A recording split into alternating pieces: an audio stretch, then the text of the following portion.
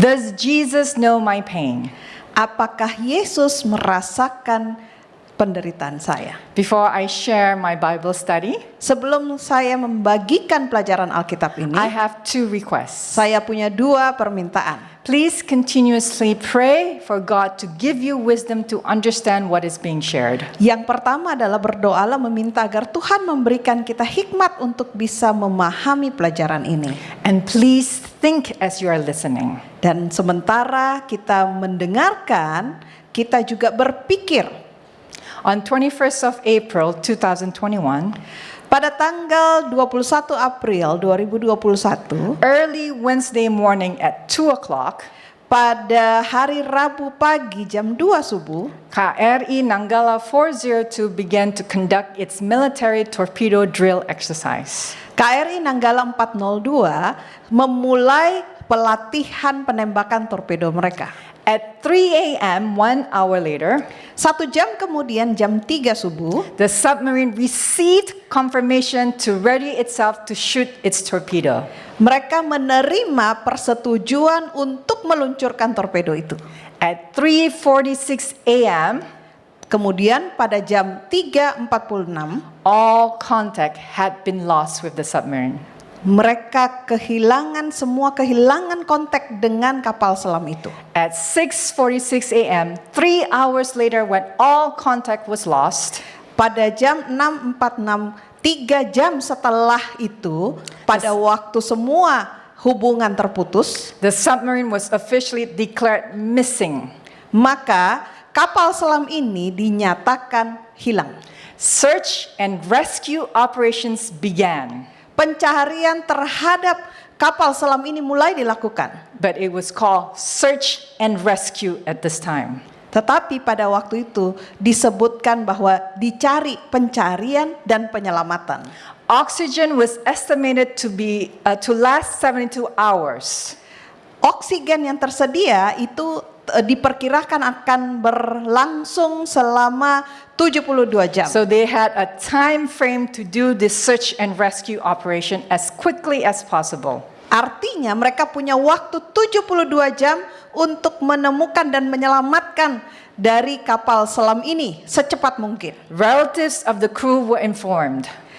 Ke para keluarga dan kerabat mereka sudah dikabarkan. And Indonesians woke up to the news that an Indonesian submarine had sunk. Dan pada hari itu rakyat Indonesia terbangun dengan satu berita bahwa salah satu kapal selam Indonesia telah tenggelam. Saturday morning, 24th April, Pada hari Sabtu pagi tanggal 24 April, the military declared that KRI Nanggala has officially sunk. pihak TNI menyatakan bahwa KRI Nanggala 402 sudah resmi dinyatakan hilang. Debris had been found and 72 hours had passed. Pada waktu itu 72 jam telah berlalu. Status of search and rescue operations was changed to search only. Status yang tadinya adalah untuk pencarian dan penyelamatan saat ini sudah berubah menjadi status pencarian saja. During this search operations, the Singapore Military Navy lent their help. Pada waktu pencarian ini dilakukan, operasi pencarian ini dilakukan, maka Angkatan Laut dari militer Singapura membantu. And they found that the submarine was broken into 3 pieces. Dan mereka menemukan bahwa kapal selam itu telah pecah menjadi 3 bagian. On Sunday, April 25th, Minggu tanggal 25 April 2021, the Indonesian military chief, Commander Marshal Hadi Yayanto, declared in a press conference, Panglima TNI yaitu Bapak Marskal Hadi Cahyanto menyatakan, based on authentic evidences found, it can be stated that KRI Nanggala has sunk and all of its crew members have died. dia katakan bahwa berdasarkan bukti-bukti otentik dapat dinyatakan bahwa KRI Nanggala 402 telah tenggelam dan seluruh awaknya telah gugur. When he spoke, one can see he was struggling to speak the words loud and clear. Pada waktu dia berbicara, Orang dapat melihat bahwa dia bergumul untuk bisa berbicara dengan jelas oleh karena perasaannya. Now the focus is turned to the families of the deceased crew members. Sekarang fokus berpindah untuk bagaimana caranya menangani keluarga-keluarga dari para awak kapal yang tenggelam itu. Parents have lost a son. Orang tua kehilangan anaknya. Children have lost a father. Anak-anak ada yang kehilangan bapaknya. And wives have lost a husband. Dan para istri kehilangan suaminya. Only memories are now left. Sekarang hanya tinggal kenangan. There are more questions than answers. Dan lebih banyak pertanyaan-pertanyaan yang muncul dan tidak ada jawabannya. Why did this happen? Mengapa hal ini How terjadi? could this happen? Bagaimana ini bisa terjadi? And where is God in this matter? Dan di manakah Tuhan ketika hal ini terjadi? Questions of the death of loved ones are never easy to answer.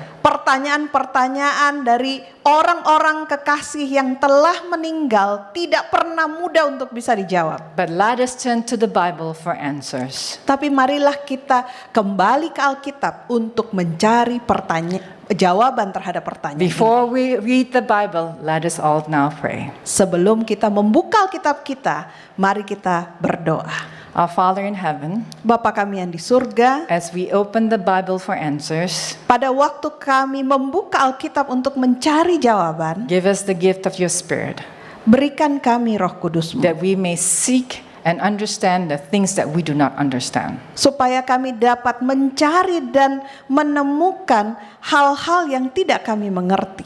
We will trust in you to reveal to us what we need to know.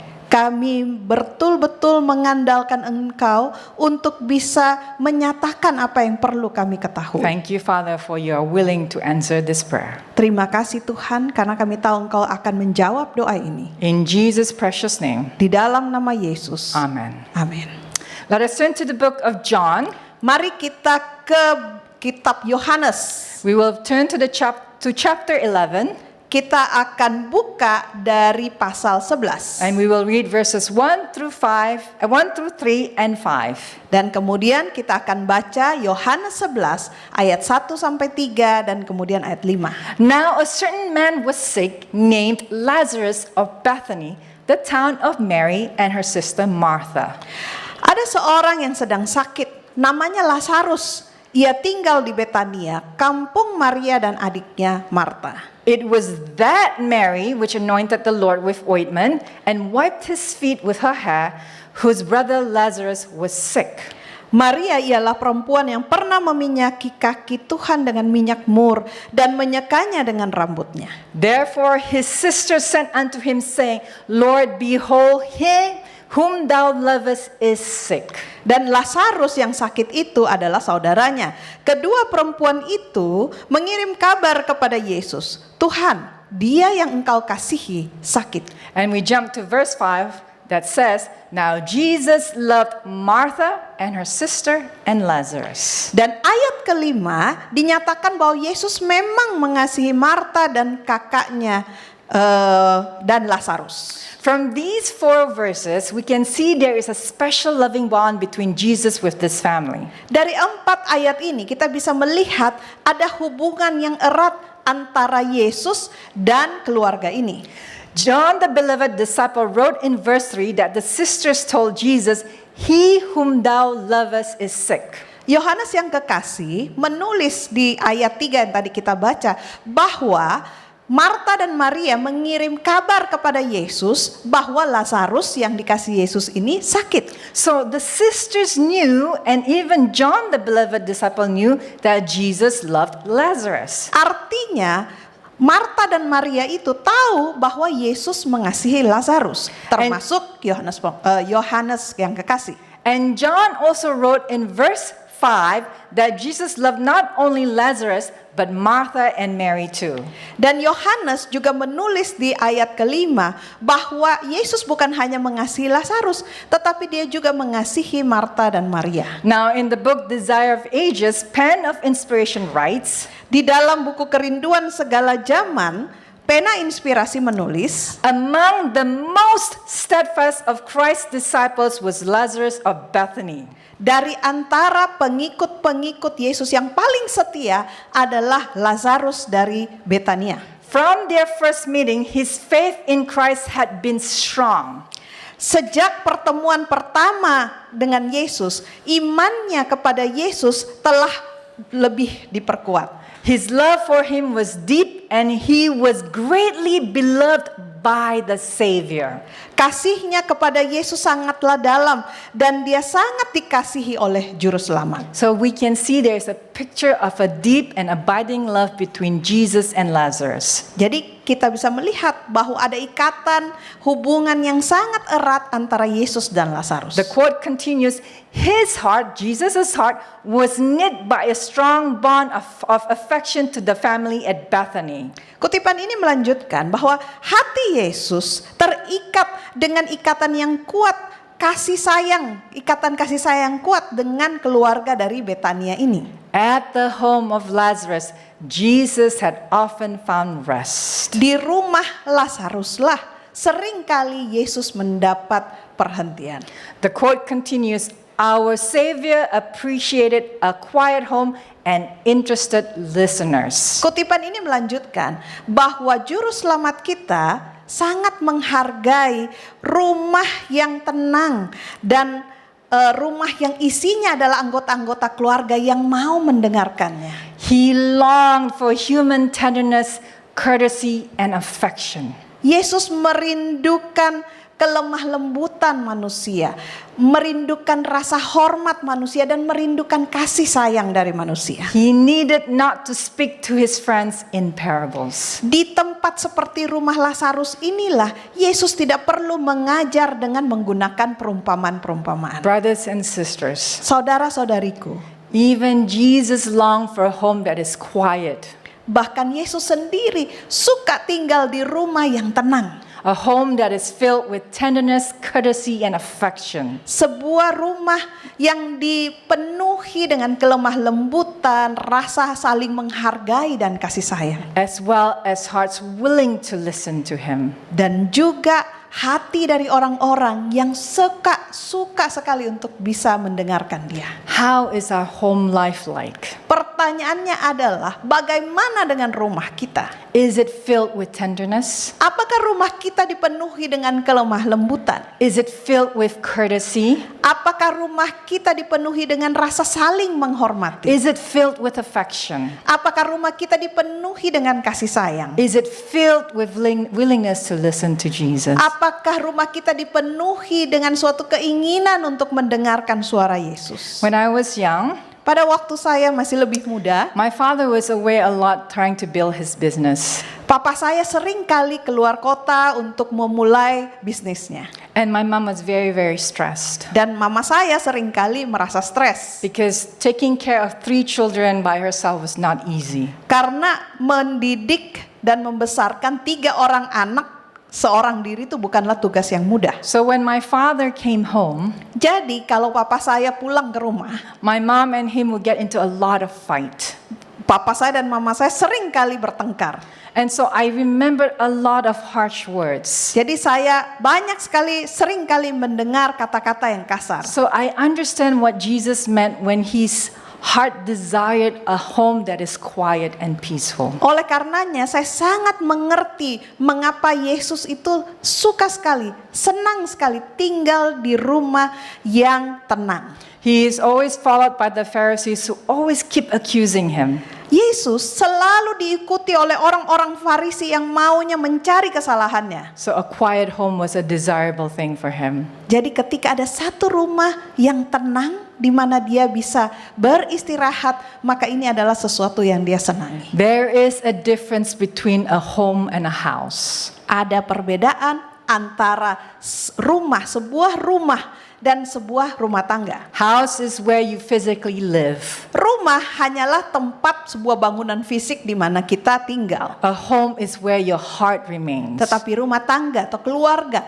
adalah tempat di mana hati kita tinggal. You may not have a house, but your home is wherever your loved ones are. Kita mungkin tidak punya rumah secara fisik, tetapi hati kita atau rumah kita berada di tempat di mana hati kita, orang-orang yang kita kasihi berada. I don't know what went on in the minds of the KRI Nanggala crew members. Saya tidak tahu apa yang berada di dalam pikiran dari awak kapal KRI Nanggala 402. I don't know what was the first thing they thought of when things went wrong in the submarine. Saya tidak tahu bagaimana perasaan mereka, pikiran mereka ketika mereka menemukan bahwa mereka ada masalah besar di dalam kapal itu. But I hope their homes were filled with love.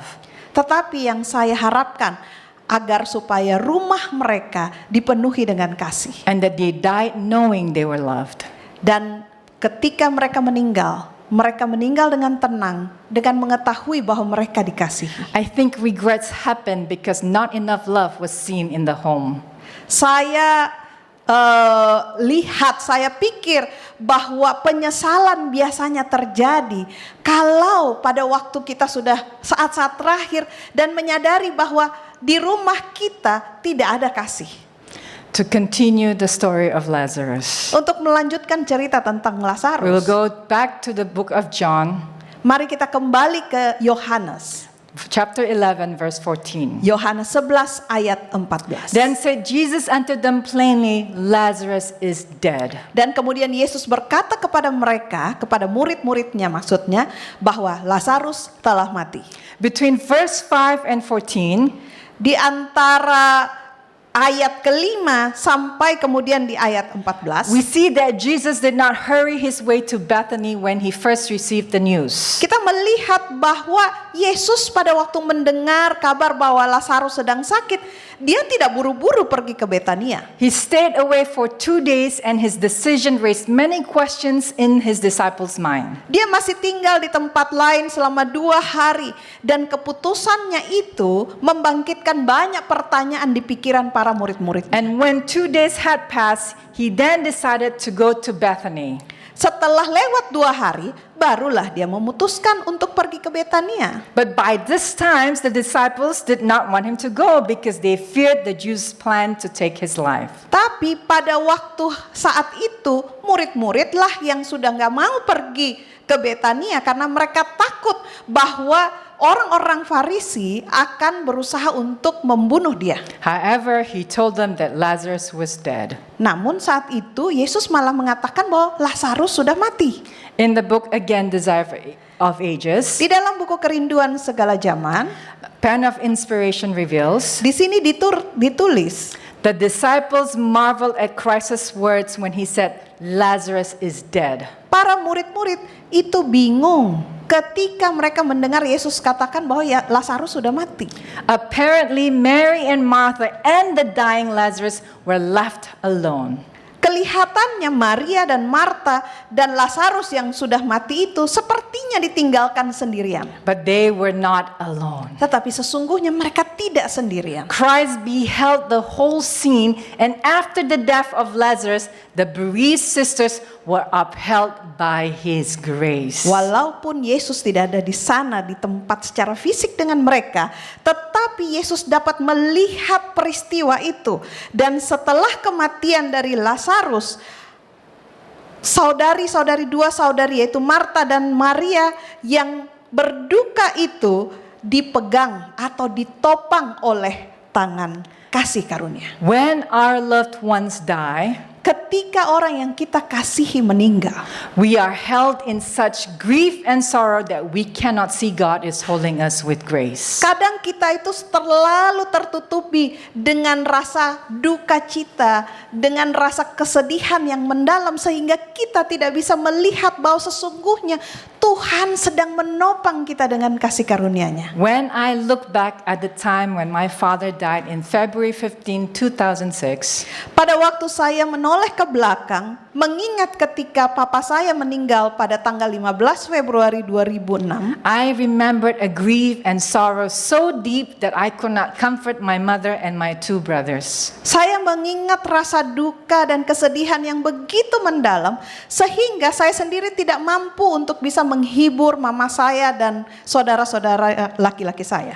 Laying on the bed at night, that first night he died, Pada waktu saya berbaring di tempat tidur pada malam malam pertama setelah papa saya meninggal, I remember just talking to God. yang saya ingat, waktu itu saya hanya bicara kepada Tuhan. And I am convinced that it was Jesus who carried me through that night. Dan saya yakin sekali bahwa Yesuslah yang sebetulnya sedang menopang, menggendong saya melewati malam itu. To all who is listening to this, Pada semua saudara-saudari yang sedang mendengarkan saat ini, whether you have lost a loved one through this pandemic, mungkin Anda sedang baru atau sedang kehilangan orang-orang yang terkasih, terutama di dalam masa pandemik seperti ini, through cancer, mungkin melewati kanker, through any terminal disease, mungkin juga melewati penyakit yang mematikan, or even through any tragic accidents, atau mungkin melewati tragedi-tragedi yang sangat berat.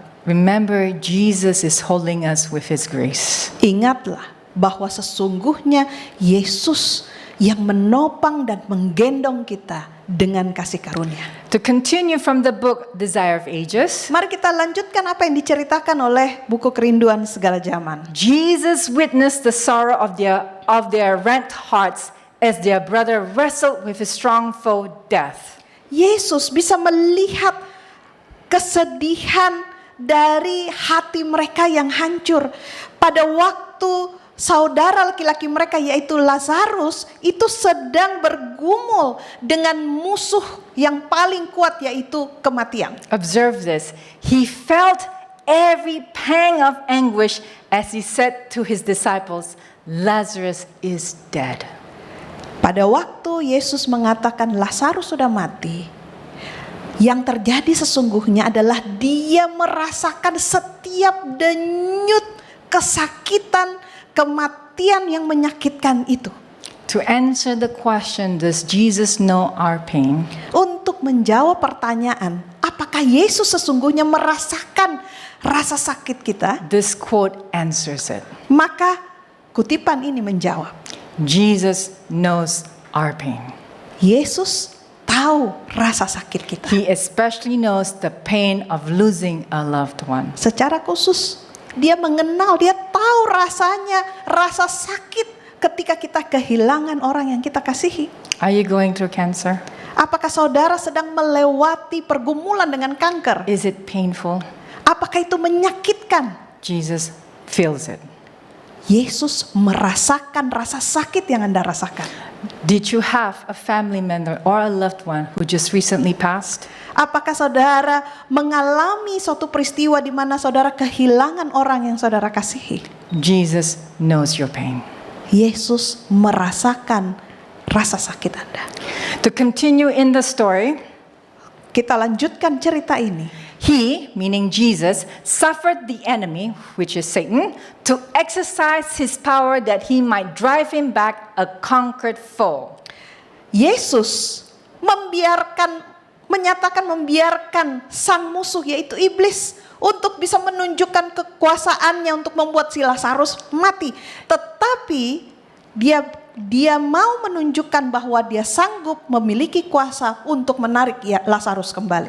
He permitted Lazarus to pass under the dominion of death, and the suffering sisters saw their brother laid in the grave. Dia mengizinkan Lazarus untuk melewati domini suatu kuasa, melewati di bawah kuasa kematian dan merasakan saudari-saudarinya itu Marta dan Maria merasakan suatu penderitaan ketika Lazarus melihat Lazarus ini dibawa masuk ke dalam kubur. He, Jesus, suffered the enemy, who is Satan, to exercise his power that he might drive him back a conquered foe.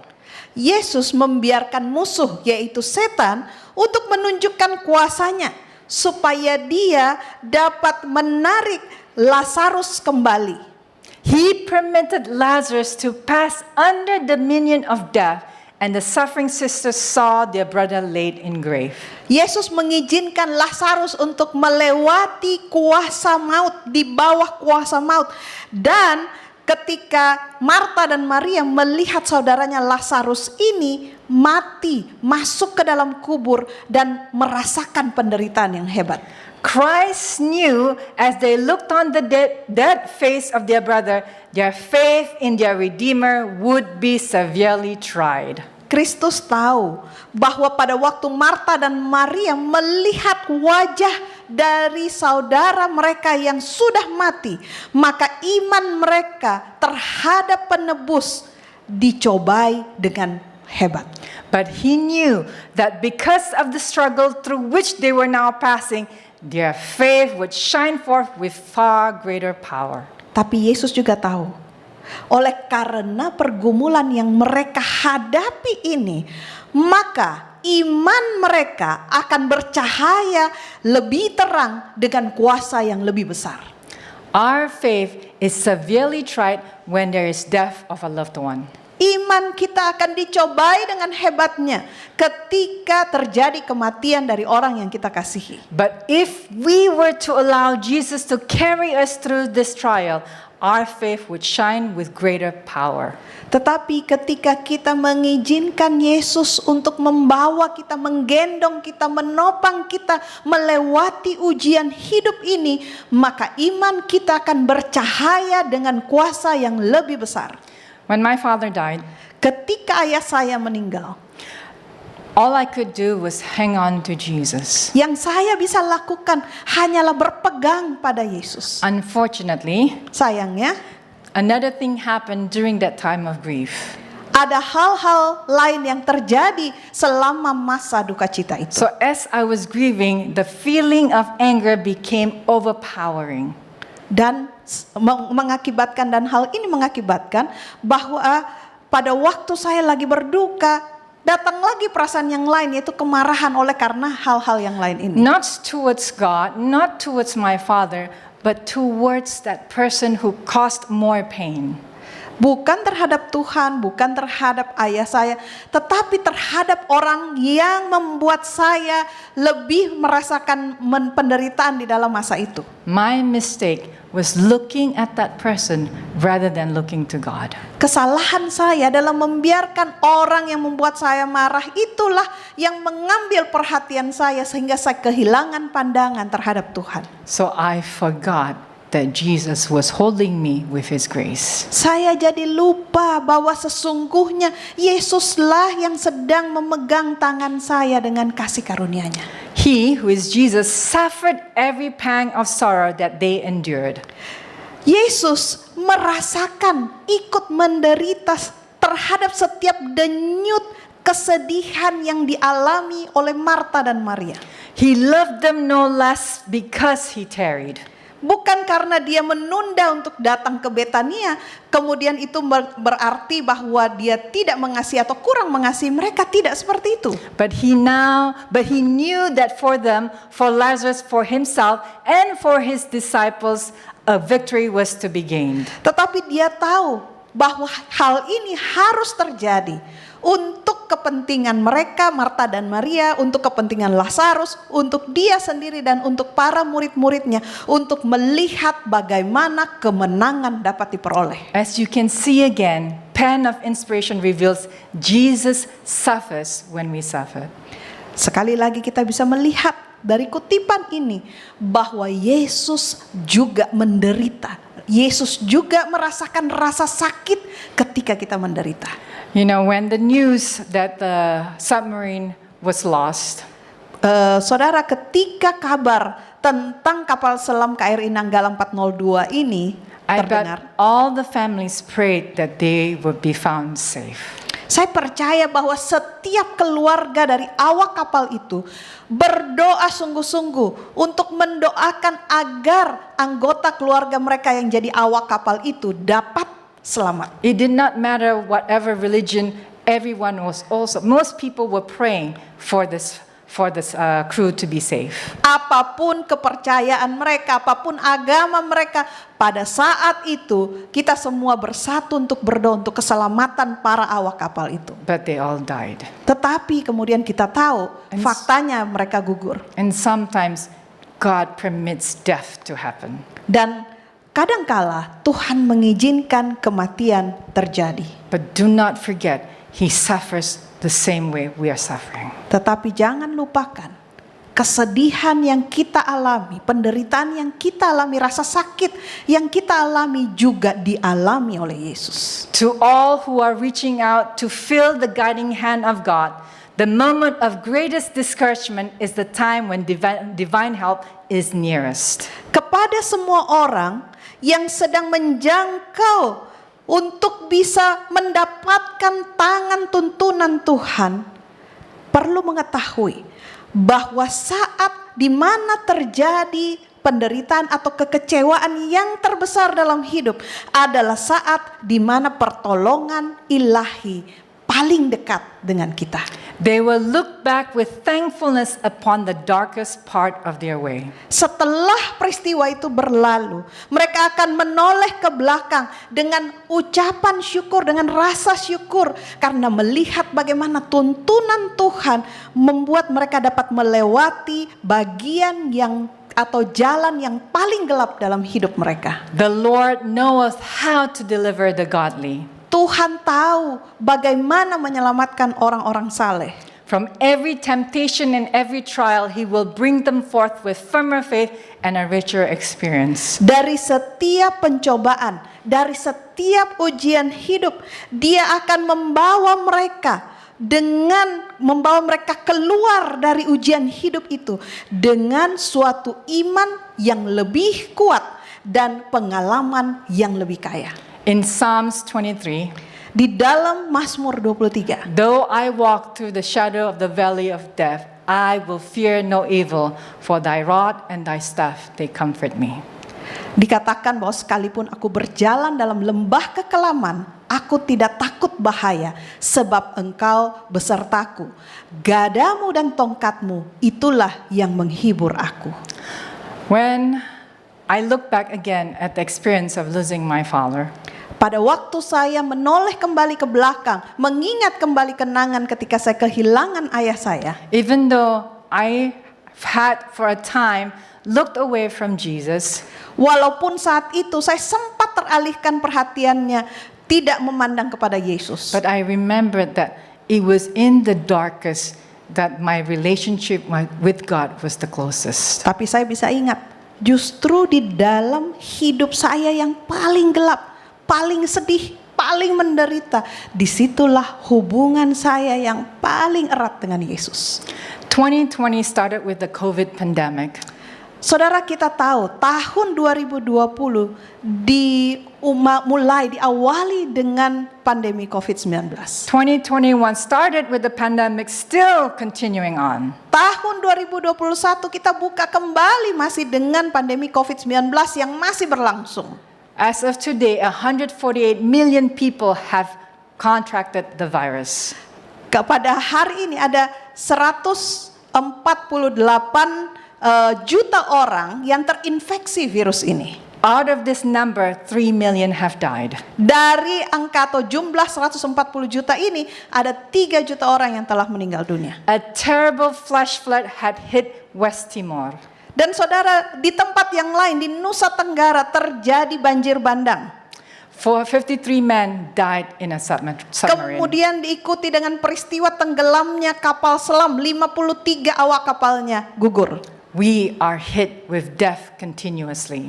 Sadarkah kita bahwa kita sebetulnya setiap hari, setiap saat terus dihujani dengan peristiwa-peristiwa penderitaan dan kematian secara terus-menerus. Look to Jesus and hold on to Jesus. Sudah saatnya saat ini kita harus memandang kepada Yesus dan jangan lepaskan tangannya. Remember, Jesus is holding you and me with grace. Ingatlah saudara selalu bahwa Yesus sedang menggendong kita, menopang kita dengan kasih karunia. Remember, Jesus is suffering with you and me.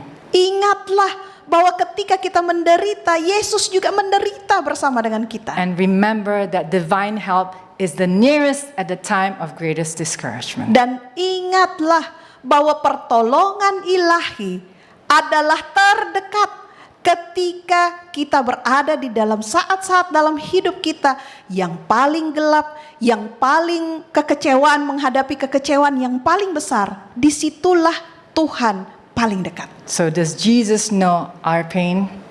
Pertanyaannya saat ini, apakah Yesus tahu rasa sakit kita? Yes, He does. Ya, Yesus tahu. I hope you have been blessed by the sharing.